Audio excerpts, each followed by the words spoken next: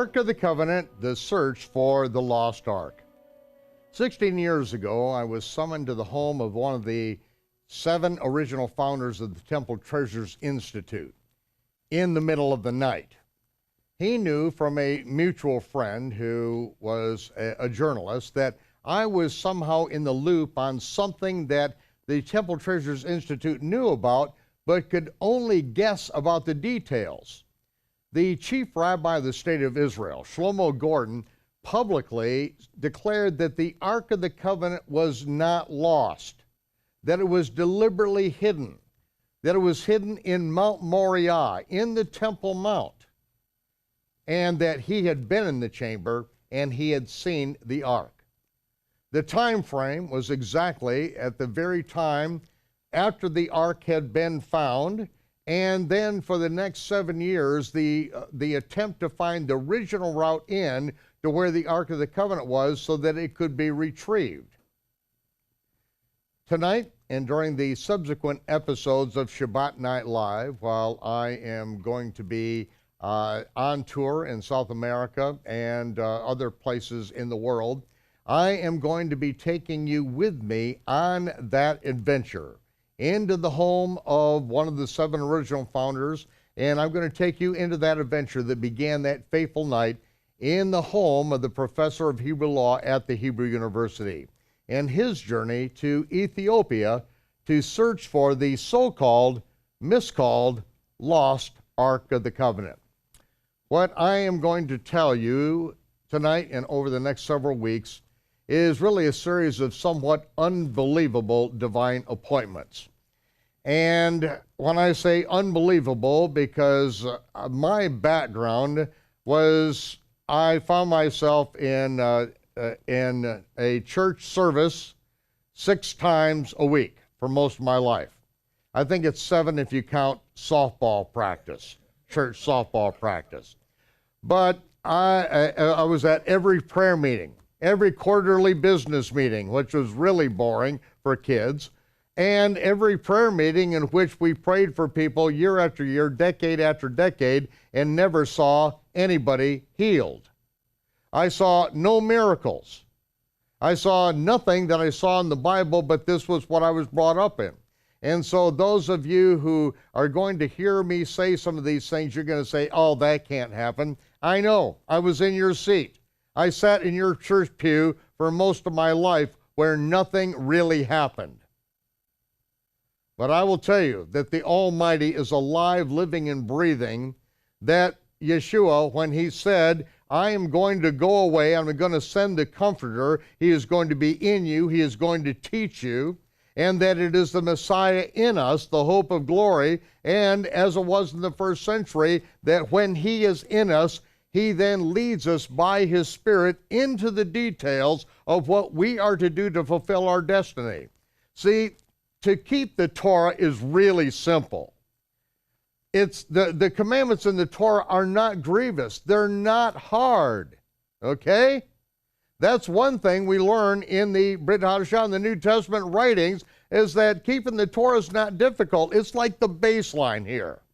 Where life is exciting is not doing the minutia or trying to get anal retentive about the minutia. No, where it gets exciting is when we're walking with the power of God in our lives and fulfilling our destinies.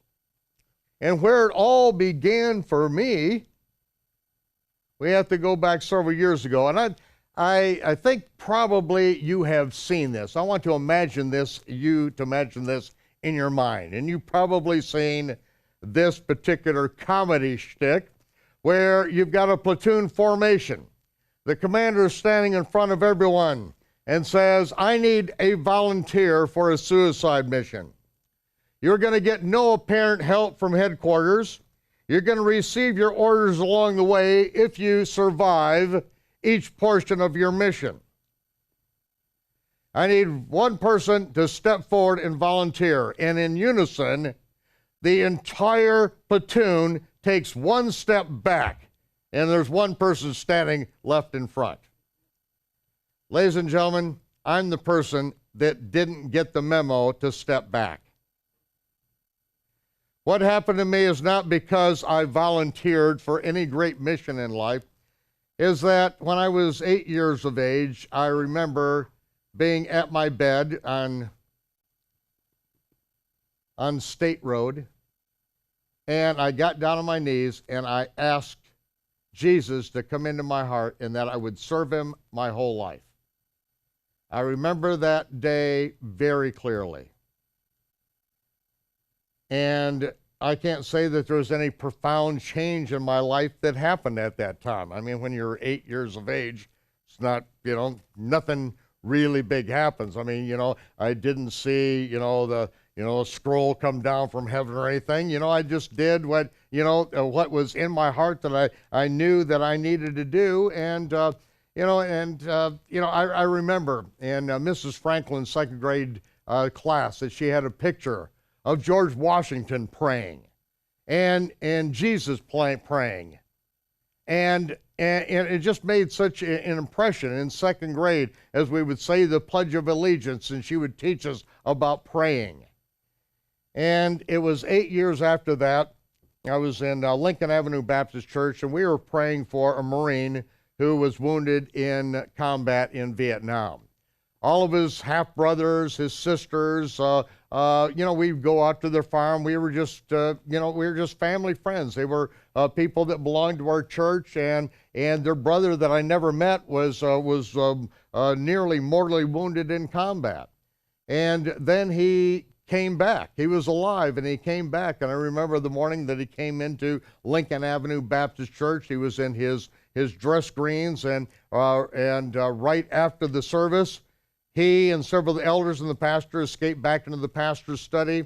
A few weeks later, it seemed that there was the pastor who announced that he was quitting. He was going to quit the pastorate. He joined the army and became a chaplain, and he went to Vietnam. Jack Hopkins, my Sunday school teacher, his son was in Vietnam. He was a door gunner on a chopper, and so I worked, I took kind of over Dennis's job, behind the hay baler and feeding the calves. I worked on the farm for Jack Hopkins during that period of time while Dennis was in Vietnam. And then it came closer, and I started, we go to parties, and some of the guys coming back from Nam, you could see something very strange going on with them, and some guys were coming back in body bags, and so, I know that, I'm next in line on this thing, and so I have my first brush with existentialism, in which I'm really starting to question, what is life all about? And I remember the first time that I received a revelation from heaven. And I was looking out over the lawn of the Hall Fowler Memorial Library, and when I was questioning these things, and I know that, my life could be ended just like these other guys in a short amount of time, and I have no idea what life is about. And as I was thinking about these things and questioning about that, I saw the words in blazing fire in front of my eyes, "Thy word is truth." And I saw those letters burn, literally just burning in front of me. And that was a revelation. It wasn't anything I was looking for, but I knew then that if it's true, if this word, if this is truth, if this is what this conscious physical experience we call life, if this is what it's all about, if I can find the truth in here, this is going to change everything. And so that's when I began seriously reading, hours and hours and hours a day, and I made the mistake of reading the book of Acts. When I read the book of Acts, all of a sudden it's not just words. It's not just verses I'm memorizing in church. It's not out of a quarterly. I'm reading real things that take place, and I am watching the movies play in my mind. And this is when it happens for me, that all of a sudden words become movies, and I see the movies play. And if I read one gospel account and doesn't agree with another one, all of a sudden the movie comes to a screeching halt. The film breaks. I've got to find the answer. If this is true, there can be no errors. If this is truth, there can be no contradictions. Now I know that this isn't the original. I know that we don't have the original. But I'm going to have to learn Greek, I'm going to have to learn Hebrew so that I can get back to the original in this. And so the adventure began, and that's when I decided I was going to do the hardest thing I could think of doing. First of all, I took a look at my education system. I sat in the church pew after asking questions of the pastors, Sunday school teachers, youth group leaders, and I found out that once you ask the real questions and they don't have an answer and you don't let them out of lame answers, then they don't have any answers. And I kept on digging. And then I took a look around the people that are 70, 80 years old, and I thought, all I have to do is stay here and learn from these people, and I, at the age of 70, 80 years old, I'll have the same fire in my soul, the same power of God in my life as I see in theirs. So I left and never went back again. I did the hardest thing I could think of doing. My draft number came up. I would never go in. I would never get drafted. So I thought, okay, I see people raised from the dead. I see miracles happen in the book of Acts. I'm going to do the hardest thing I can think of doing. Join the Marine Corps. Enlist in the infantry with a guarantee to be in the infantry, so I would go to Vietnam. And I said, and I have to be guaranteed that I'm going to Paris Island. I didn't want to be a Hollywood Marine. I wanted to go the hardest place. I saw the training films. I thought, oh, that looks brutal. Let me do that. So I got guaranteed, and I was the only one in Michigan. They put me on a separate plane, and I flew to Paris Island. Everyone else went out to California and became a Hollywood Marine. Well, I was a natural. By then, I had fired hundreds of thousands of rounds, from pellet guns to BB guns to, high-powered rifles. I was already an expert in trajectory and Kentucky windage. So, while I was in the Marine Corps, I held the range record for the 8th Marine Regiment for 2 years in a row. Expert in both rifle and in a .45 automatic. I had a wonderful time out at, I always refused to step back. I always volunteered. I never stepped back. I was thinking about this morning, that we were at infantry training during boot camp, and so the drill instructor came up to me, and we were in training with several other companies, and he said, Rood, I want you to go over there and steal one of the rifles. They had stack arms. There's always some there. Watch out. I want you to go over to this other platoon and steal a rifle. So I was the squad leader, so I called a fire team over, and I said, I'm going to go over and pick a fight with this entire squad, and when I'm over there, I want you to stand in back of them, and when they got their back turned, you're standing there watching me, and then I want you to pick up the rifles, get 4, 2 in each hand, and walk off with them. He told me to steal one. So I went over there and I picked a fight, and I mean, I had 25 guys irate. They wanted to kill me. And while everyone's attention was on me, my guys got all the rifles and walked out with them. And so, he was asking for one, but I was giving him the ranch. And of course, now my drill instructor has bragging rights over all the other drill instructors, because our guys just stole all their rifles, their M16s. And so, no, they were M14s back in those days. I have to remember back there. So, I never stepped back. It was always, it was fun, and we sat in San Onofre after infantry training, and it turns out that after 2 weeks, there were no more Marines going to Vietnam. That is when it officially ended as far as going over and replacing. Took a couple more years for the war to finally go all the way down, and the embassy was then evacuated and taken. But I ended up at Marine Barracks in Cecil Field. I became the assistant pastor of a missionary Baptist church down there for the Marine base down at Cecil Field. And I was always bringing people out. That was my ministry, and it was there that I got in trouble. We were guarding a nuclear base, and so we watched over the base, and there was a high security. We were guarding nukes, and then we would have convoys that would load them up on trucks, and then we would take an armed escort over to load them on planes, and then they'd be flown out to meet boats out there in the Atlantic. And at night, we had this most amazing thing. We had a lot of water moccasins that were out there, and so at night they would lay out on the tarmac and try to stay warm and stretch themselves out. And if you'd go up, and we were carrying M14s at that point, and you go up and sneak up on them, and if you were accurate, you could come down with your rifle butt and hit them on the head and kill them with the metal rifle butt of your M14.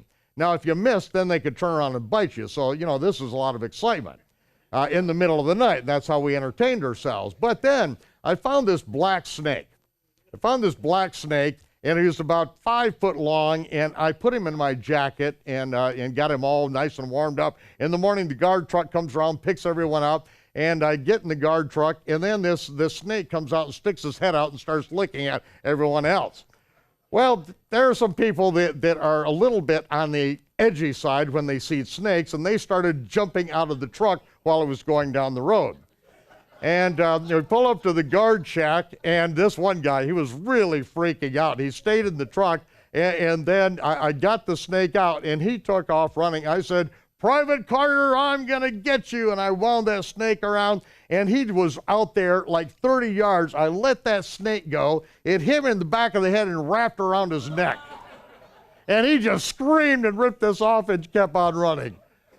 I understand he finally did come back, but the next day I was called in to the first sergeant's office. I figure I'm in big trouble, but turned out he was very amused and gave me a promotion. He said, "Are you ready for a meritorious Lance Corporal?" I already had meritorious, a PFC coming out of boot camp, and they needed someone to run a convoy, to be in charge of a convoy, and you had to be Lance Corporal to run a convoy. So I did that, and then we got a call a month later that an embassy got hit. A lot of Marines were killed, and they were asking for more Marines for embassy duty. So I then packed my bags and went up to Washington, D.C. Henderson Hall, right at the outskirts of Fort Myer, which is right attached to the National Cemetery there.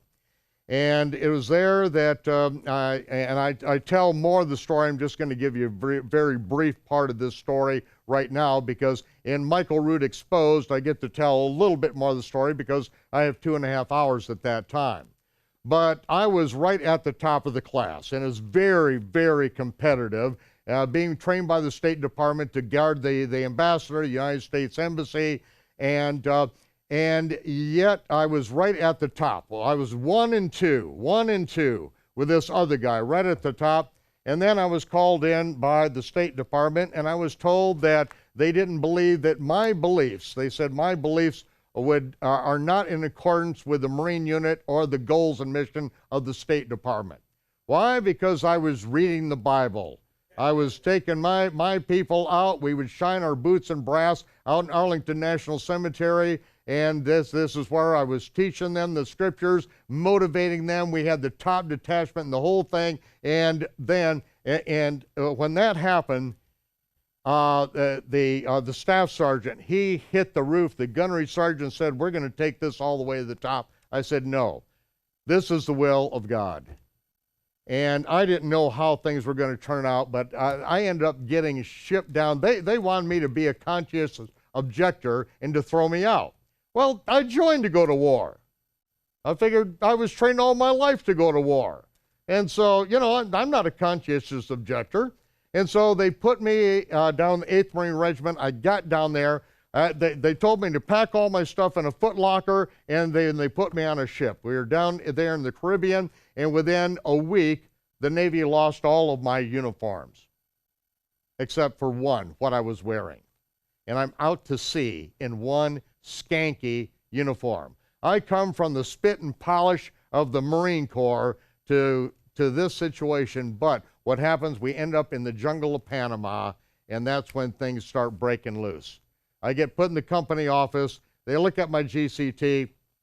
They see I'm smarter than the colonel, and so they put me on the job of, well, I'm not smarter. I just, they do these tests. I guess I remembered something, someplace. So they put me on the unit diary, which is to memorize this computer code that you use a special computer typewriter before, computers were popular. Wait, what was this? Back in 1972, 73. And this is how the unit diary is taken care of. So I had to learn this computer language, and so they put us in this place, in this bombed out building with a generator in the middle of the jungle in Panama. And during the lunch, I sat down and I'm reading my Bible. I just get put in this unit and everyone's snickering around me. The second day, finally, they're still snickering. This guy reading the Bible, it must be some kind of pansy reading the Bible. And so the sergeant sits down and says, "Rood, what are you doing?" And I said, "I'm reading about the end of the world." He said, "What?" And then that afternoon, nobody went to work. Everyone sat around as I taught them out of Zechariah. And then we ended up down in Caracas, Venezuela. And this is where they grabbed my book, The Late Great Planet Earth.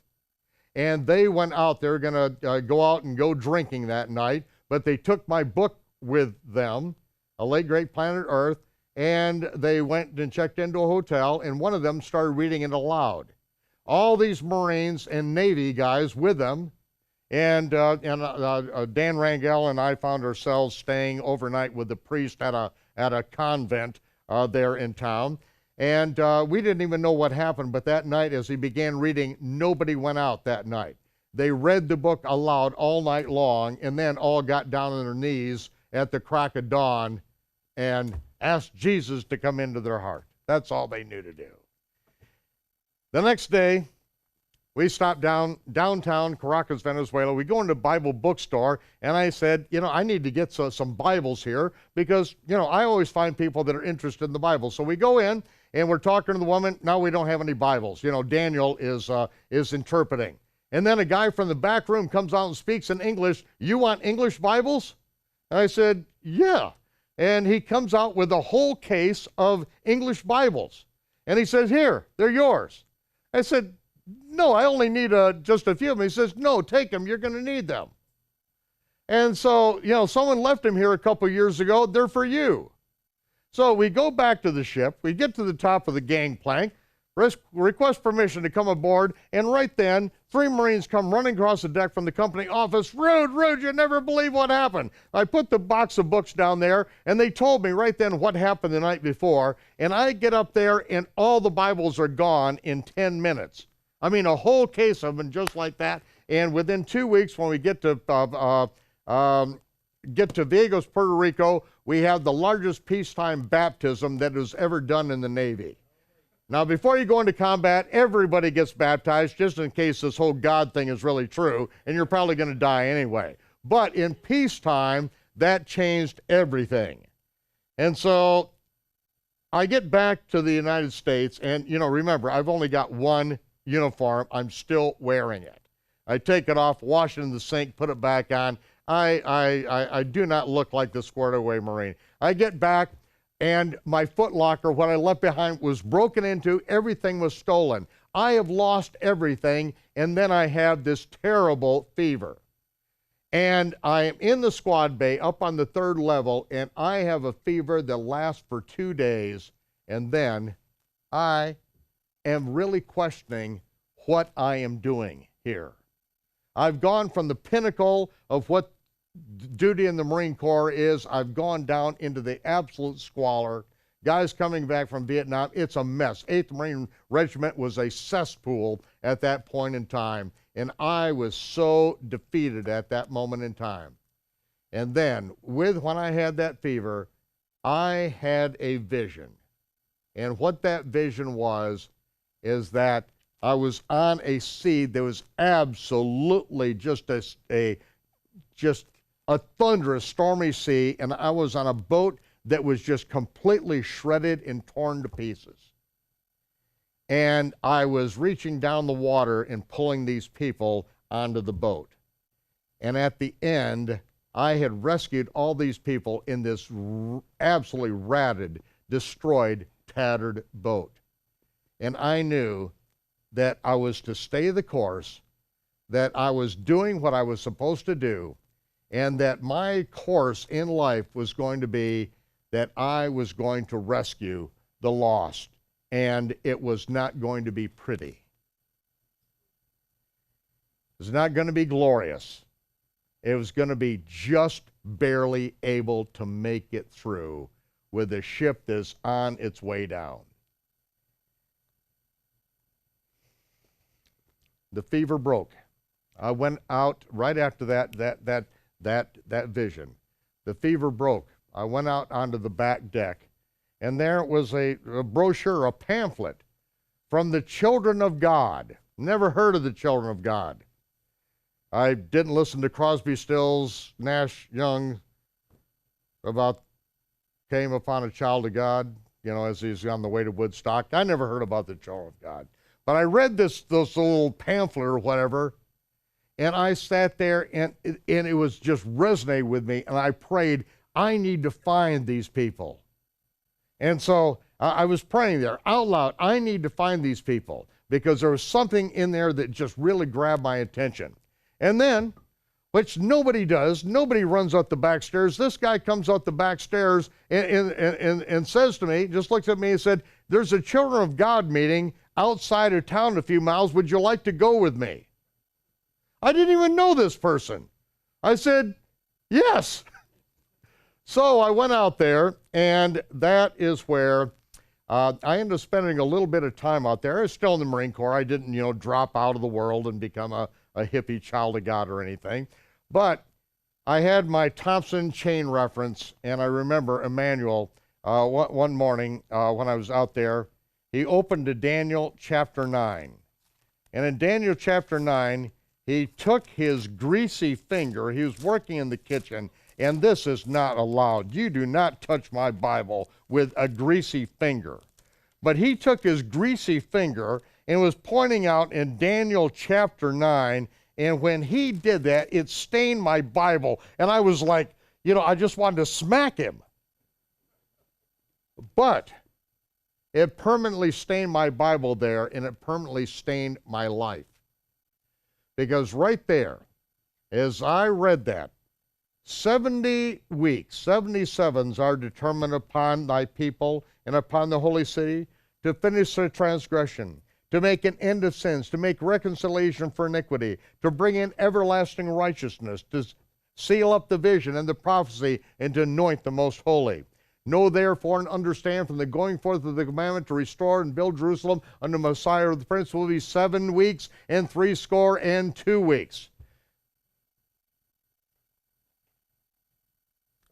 The street will be built again, and the wall even in troublous times. And after 62 weeks shall Messiah be cut off, but not for himself. And the people of the prince that shall come shall destroy the city and the sanctuary, and unto the end of the war, and the end shall be with the flood, and unto the end of the war desolations shall be determined. And he shall confirm the covenant with many for 1 week, and in the midst of the week he shall cause the sacrifice and oblation to cease, and for the overspreading of abominations he shall make it desolate, even unto the time of the end, and that determined shall be poured upon the desolate.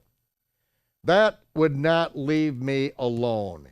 And, and after that, I studied Sir Isaac Newton's work on this. I studied Sir Robert Anderson's work on this. And I found that every one of them would give their opinions on this, but they could never back it up. The math never worked all the way through. Robert Anderson said, well, there are 360 days in a biblical year, 365 days in a solar year, so you have to subtract and you add and then you multiply and all that. And he comes up with this thing, but he never proves when anything starts. Just they are jumping to conclusions, and I knew the math never worked on this. But this is where it started in the book of Daniel at that time. Now, almost immediately, I got sent down to Cuba for the next 6 months. And the next 6 months, I saw miracles happen when I was down there. And then I came back to the next phase that's going to then end up leading me to the Ark of the Covenant and the details concerning the Ark of the Covenant. Because this confirmation of the covenant that's spoken here, Hal Lindsey came up with the idea that this confirmation of the covenant is the Antichrist making a land deal with Israel. Nothing in the context is anything about that. Nowhere in the book of Daniel is there anything about that. He extrapolated it from reading all prophecy and read it back into this. Because to finish the transgression, to make an end of sins, to make reconciliation for iniquity, to bring in everlasting righteousness, to seal up the vision and authenticate the prophet, and to anoint the most holy, none of those things have anything to do with the Antichrist. But yet, everyone in America filters everything we know about Bible prophecy through what Hal Lindsey published back in the late 60s. And people, as I begin to lay this thing out, they will say, well, how can you say that he who confirms the covenant is the Messiah? Well, because it's right there in the text. It's because they have already got their mind changed, thinking that it's the Antichrist who makes a land deal, and they're the one that has to prove that. I don't have to prove what's plainly in the text on this. And so, after the Ark of the Covenant, and after this meeting with the founders of the Temple Treasures Institute, and finding out the detail of what it was that Shlomo Goren saw and where he found it, that is where you are now going to get the rest of the story. Because the confirmation of the covenant is what begins the last Shevua, and that has not transpired yet. That is still on the horizon. But the way things are going right now, this could shake up within the next couple years. Everything looks like it is lining up. We're going to take a break right now, and this break is not for the people here. It is for the people out there at home. It's for those of you who are watching this now and in the future. We are giving at great expense to get the gospel of the kingdom to you, and you are freely receiving. Now, Yeshua said, in the scriptures, admonish you to freely give. You are freely receiving, now freely give. And this is the opportunity that we have for you right now. I'm speaking to you right now on the 49th day of the count of the Omer, the 7th Sabbath of the count of the Omer. This is the time of the first fruit offering, and in order for me to produce the chronological gospels, I need your help. We're putting it in everything that we can on this end. I need your help. I need you to stand with me. So whenever you're watching this, I need you to get on the phone. I need you to make the contact. I need you to step out of your comfort zone. I need you to say, I trust the Almighty with my first fruits, that He will be there when I need Him the rest of the year, and that His bounty will increase to me. See, I know it works because we give and we are blessed. This ministry is blessed. As we continue to give, we know that the Almighty is taking care of us. We invite you to get on board and be part of this ministry. Join the Ambassador Club, give $100 minimum, you can give $1 million. We're not putting an upper limit on it, but we're going to give you just one more minute to make that decision.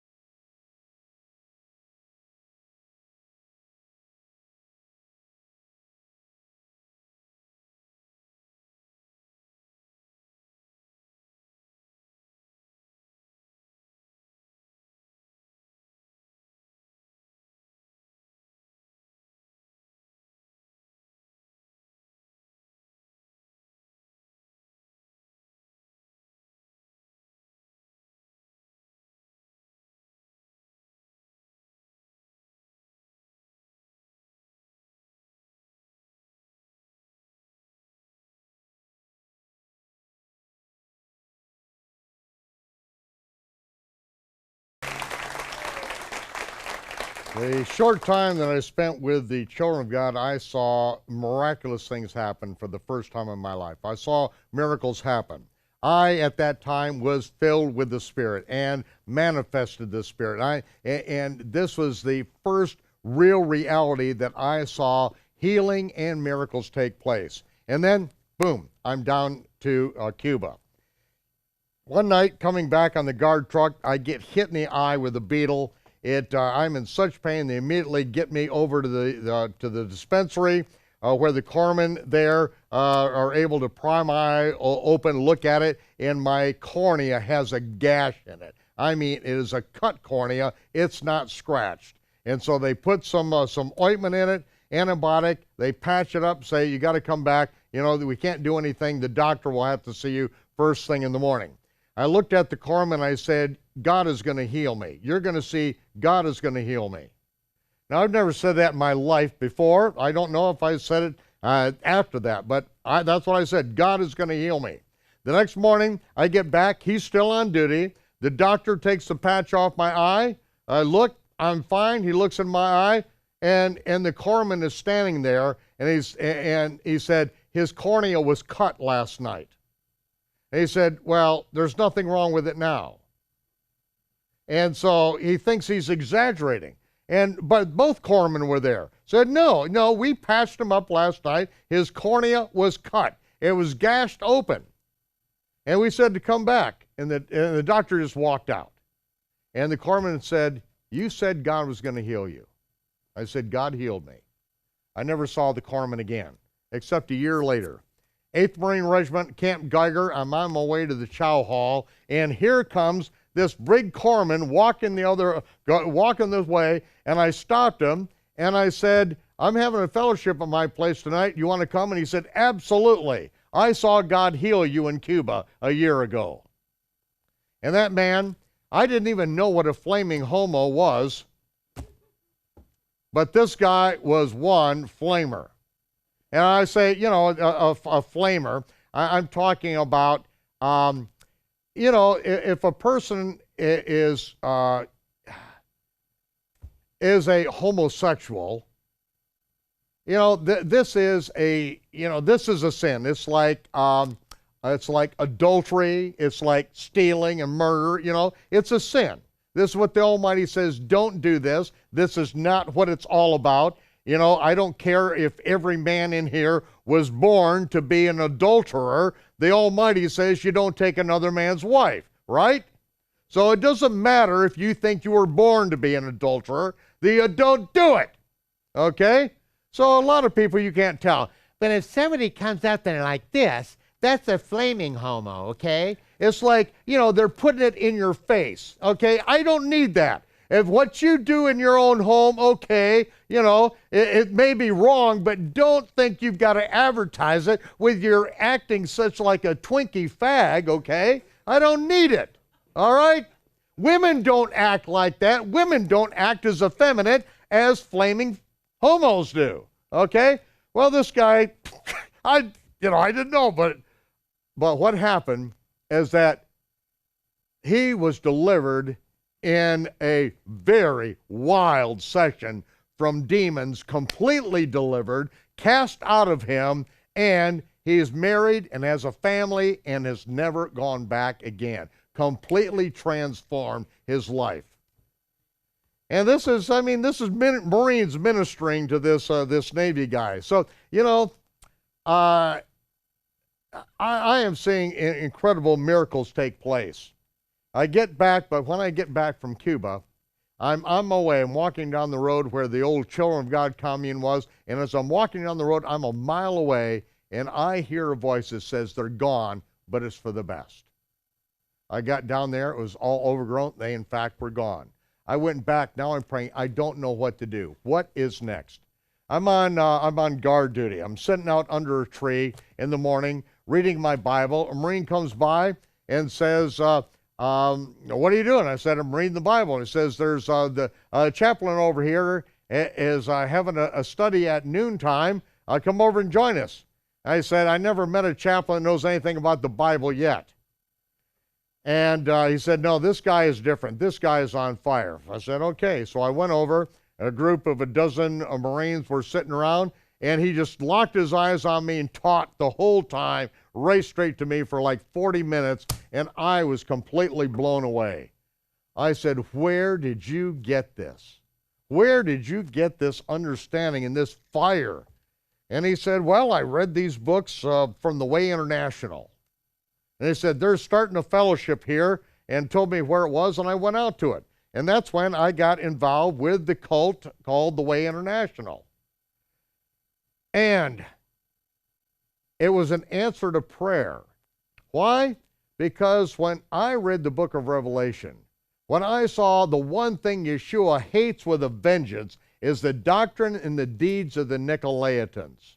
And I prayed that he would teach me what the doctrine and the deeds of the Nicolaitans are. I earnestly prayed for that. And to understand it, I ended up in the most restrictive, the most controlling Nicolaitan cult on the planet. But when I went there, when I went there and started taking their classes, I'm learning the same things I learned in this Baptist book, The Golden Keys to a Biblical Understanding. You know, how to interpret the Bible. And I'm learning good things out of here, and there are things that I didn't agree with, but you know, as I got my other Marine friends involved in it, and they took this long 33-hour class, you know, I had been with some of these guys for a couple of years, and I'm trying to get them to witness and stand on their own. They take that class, and it's like they can stand on their own. They know the Bible enough, and they're out there witnessing to people. And it's like, wow, this is like a miracle that, you know, you can learn enough about the Bible in like 3 weeks period of time to where, you know, you can take a stand on stuff. And yet, there's always things that I didn't agree with. But, you know, I was raised with a lot of this stuff. They were the masters of teaching dispensationalism, replacement theology, pre-tribulation rapture. These are all the things that I was raised with. I was an ultra-dispensational, pre-tribulation secret rapturist. So they just fit right in line. But, you know, then I started really digging in, and I'm finding out that some things really don't work on this thing. First of all, you know, when we're starting to deal with end times, we're dealing with the rapture, we're dealing with the timing of when the Messiah comes in the last Shevua and some of these different prophetic scriptures, the Ark of the Covenant and the revealing of the covenant and what that has to do with the confirmation of the covenant in the book of Daniel, chapter 9, and the anointing of the most holy and making reconciliation for iniquity. All of these things are all intertwined, ladies and gentlemen, and I was getting embedded in my brain with all of this systematic theology that replaces Israel. Israel's been done away with. Why? Because Jesus came and they didn't recognize their Messiah. They killed him, and so God is finished with Israel. And now he's turning it all over to Gentile Roman Catholics or whatever, okay? You know, it's basically the concept there, okay? First of all, it's complete nonsense to begin with. Yeshua didn't come the first time to be heralded as the Messiah. Anytime when someone said that, I know who you are, the Son of David, you're the Messiah, he'd say, shut up. He wouldn't let his disciples say that he was the Messiah. But what do you see over and over and over and over? And if you don't see it, get your chronological gospels. He is proclaiming himself as the prophet. The people are saying he is the prophet we must hear and obey. The one who comes to set the record straight, to divide the Torah from the rules and regulations that have been added and taken away by men to where they make their own religious system in order to manipulate, intimidate, and control people, and so they can milk the sheeple. Yeshua sets us free from religion. That's why he came the first time. The king is not present right now. That's why everyone's doing whatever they want to do. And they think they can get away with it. But this is what we learned in the Revelation seminar that we did. Yeshua is walking among the lampstands. You're not pulling wool over on his eyes. He sees everything that's going on. You're not kidding him. And there's going to come a time that the hand of judgment is coming down. He will separate the true sheep from the false prophets, and the brimstone is going to hit the fan, ladies and gentlemen. We are living on the cusp of this right now. The whole economic system of the world is held together by smoke and mirrors because they want to hold it together right now. But when they decide to drop the hammer, it's all over but the crying. That's why I say we have a small window of opportunity. Just like in Egypt, just like in China, at any moment they can shut down the internet and it's all over. It is bare survival, ladies and gentlemen. But right now, we better not squander the only opportunity that mankind has had to get the true gospel of the kingdom out to the world. If we do not do our responsibility now, don't complain to the Almighty because He doesn't preserve you in the time of trouble ahead. I'm just saying it straight. This is the word that I get. This is the word that I got. I'm giving it to you because this is reality. You know, you're not going to go through the tribulation with the freezer that never runs out, and you can watch Oprah reruns on your VCR until the return. It ain't going to happen. Things are going to get tough. There is no pre-tribulation rapture. Thus saith Yahovah. And I don't say anything like that without direct revelation. This is my mission. This is my ministry. I taught the pre-tribulation rapture. I was for 20 years a paid professional false prophet. I spoke presumptuously. I presumed that my denomination and my theological cemetery were correct. I presumed wrong. They were dead wrong. And now the record needs to be set straight, and that is what I'm doing. So if I've upset you out there in cyberspace, good.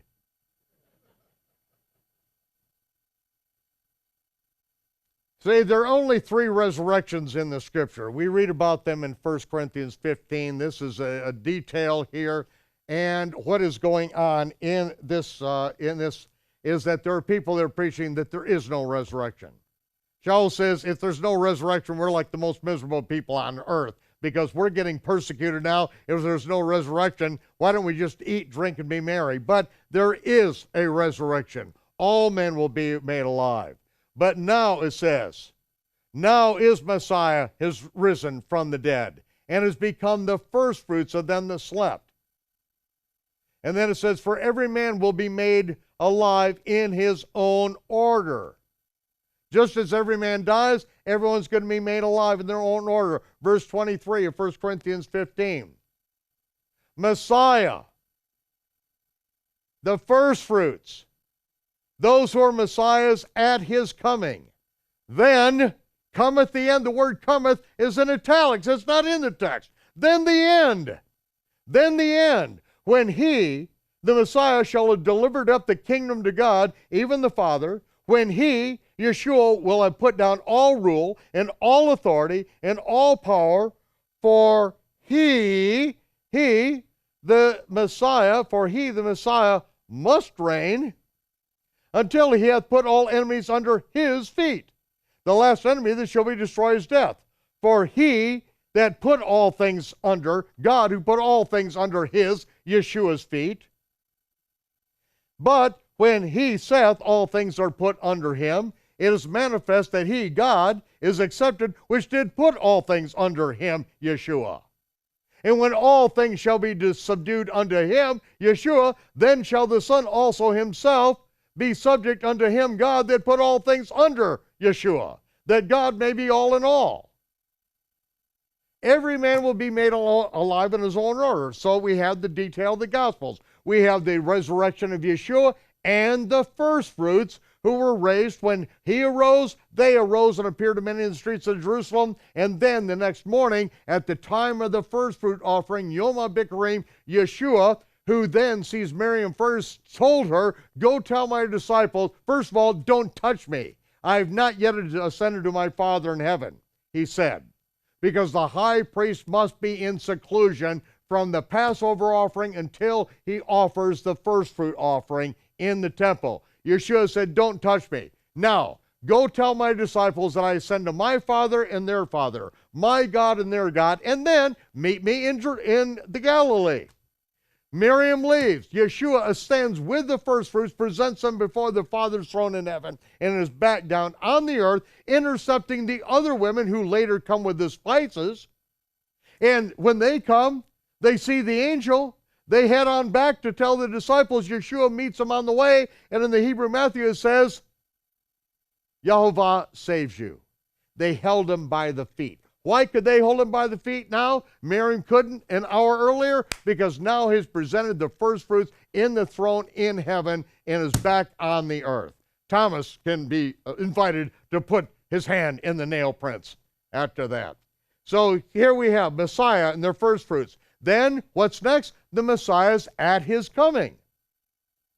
The Messiah is at his coming, and then we have the end, the last resurrection, which we read about in the end of the book of the Revelation, when everyone who's ever lived is resurrected and stands before the great white throne in judgment. And the books are open. Whosever name is not found written in the book of life is then cast into the lake of fire. And so here we have it. We have the first one, the Gospels detail number 1, Messiah and the first fruits, that resurrection. Number 2, Matthew 24 details exactly what the disciples are asking. What will be the sign of your coming and of the end of the age? He says, listen up so that you're not deceived. He said, false teachers and false prophets will tell you I'm coming tamion, in secret. Don't believe them. He says, after the tribulation of those days that begins with the abomination of desolation, then you will see the sky rip open like lightning from the east to the west, when I send my angels down and gather together the elect from the four winds, from one end of heaven to the other. When does that resurrection and that gathering together of his disciples, because the disciples are asking, when does that happen? After the tribulation of those days. That's when it happens. Revelation, what does it say? At the last trump, it's the seventh trump. Now has come the time of the dead, when the righteous are raised and rewarded. His servants and prophets, small and great, are raised and rewarded, and he will now pour out his wrath and will destroy those destroyers of the earth. And then, right after the seventh trumpet, what is it? The bowls of wrath. Clear as can be. When? At the last trumpet. Then we have 1 Corinthians. Again, when the dead are raised and the righteous rewarded. Oh, where is that? It's right in here someplace. Wow, here it is. Now this I say, brethren, flesh and blood cannot inherit the kingdom of heaven. Neither doth corruption inherit incorruption. You must be born again into a body that can live in the eternal kingdom. Flesh and blood doesn't go. Mortal doesn't go. Corrupted doesn't go. Behold, I show you a mystery, something that has not yet been before revealed, or that which cannot be revealed to the novices or the uninitiated. Behold, I show you a mystery. We shall not all sleep. We're not all going to be dead and in the grave. Sleep is a euphemism because it is a state that will end. It will end at the resurrection. That's why the euphemism sleep is used, okay? Behold, I show you a mystery. We shall not all sleep, but we shall all be changed. In a moment, in the twinkling of an eye, that's how fast it's going to happen. At the last trump is when it happens. Where is he getting this mystery from, ladies and gentlemen? From Yeshua. Yeshua knows when he's going to come back. He knows the resurrection is at the last trump. Maybe he doesn't know the day and hour. Maybe that's still a secret, okay? Okay, I'll give you that. But the book of Revelation, what is the revelation of St. John the Divine? No, it's a revelation of Yeshua Messiah for John to give to the servants of the Messiah so they would understand and know the things which surely must come to pass. When is the gathering together? When? At the last trumpet. Yeshua is giving the same revelation to Yohanan as he does to Shaul. In a moment, in the twinkling of an eye, at the last trump, for the trumpet shall sound. the dead shall be raised with an incorruptible body, and we, who are alive and remain, the mortal, will put on immortality. Those are the resurrections. And then we've got one more coming down the line after that, and that's the end resurrection. Now, how do we get a pre-tribulation rapture? First of all, we have to redefine Matthew 24. First of all, dispensational theology will say, here's dispensational theology, because you can't have a pre-tribulation rapture without dispensational theology. Jesus is talking to his disciples who are Jews. Because the Jews reject Jesus, then he rejects the Jews, and it's all turned over to the Gentiles. And so anything that Jesus says has nothing to do with us in this day and time. We only listen to what Paul says. We ignore what Yeshua says. We don't follow him. Even though Yeshua said, follow me, even though Paul said, follow me as I follow the Messiah, we can't do that because Jesus said, don't follow those who preach a secret rapture before the end. So we have to ignore everything he says. Oh, there's another one. Dispensational theology. Yeshua really didn't understand the grace administration. He didn't really understand that, that after he leaves, everything's different because the Jews rejected him. And so we don't listen to anything that he has to say. So, Matthew 24, we have to change it for Yeshua coming for the saints, and we have to change it to him coming with his saints to take over the planet Earth. We have to change it, okay? Because he really doesn't know what he's talking about, okay? And then those false prophets that he says going to come and teach that he's coming in secret, even though, why is it secret? Because it's not in the scriptures.